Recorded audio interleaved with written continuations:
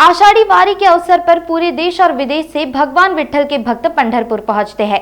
इस मौके पर पंढरपुर की प्रसिद्धि पत्थर की मूर्तियों से बाजार सजे हुए हैं। मूर्तियों की इसी कला के कारण आध्यात्मिक नगरी पंढरपुर की प्रसिद्धि पूरे देश तक पहुंच गई है। तीर्थ क्षेत्रों से भगवान की मूर्तियां लेकर जाना पारंपरिक प्रथा है। वहीं पंढरपुर की पंढरी पत्थर से बनी मूर्तियां कई मायने में देश और विदेश तक प्रसिद्ध है। यहाँ कई मूर्तिकार मूर्ति कला में पारंगत है।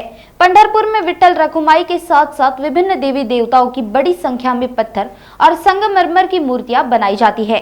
मूर्तियों की मांग पूरे देश से बड़े पैमाने पर होती है। साथ ही तस्वीरों के आधार पर मूर्तियां इस जगह पर तैयार की जाती है। आषाढ़ी वारी के लिए मूर्तिकार 6 महीने पहले से तैयारी में जुट जाते हैं। इस दौरान लाखों रुपए का कारोबार भी होता है। आषाढी वारीची तयारी सध्या जोमाने चालू आहे। जास्त करून विठ्ठल रुक्मिणीच्या मूर्तीची मागणी जास्त आहे। 1 फूट 9 इंचा ते साधारण 3.5-4 फुटापर्यंत या मूर्तीचं जास्त हे आहे, खप आहे।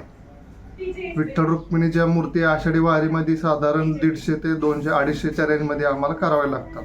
साधारण 9 इंच ते 3.5-4 फुटापर्यंत ह्याची स्टार्टिंग प्राइस अप्रॉक्सिमेट 4,500 पासून चालू आहे ते अप टू 50,000 60,000 जसे साईज वाढेल तसे किंमत वाढत जाते।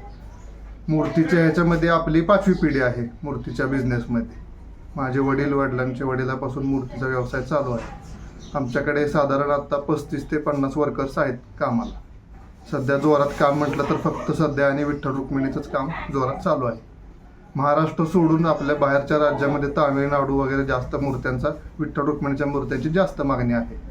आणि बाहेरच्या कंट्रीमध्ये म्हटलं तर जर्मनी, अमेरिका, मॉरिशस अजून काय कंट्री आहे तिथं आपण मूर्त्या पाठवलेल्या आहेत। साधारणतः वारीमध्ये उलाढाल स्टार्टिंग उलाढाल म्हणजे फक्त वारीच्या काळामधली तर आपण म्हटलं तर 20 लाख ते 40-50 लाखाच्या रेंजमध्ये होती मूर्तीची उलाढाल। नागपुर समय, गली से दिल्ली तक।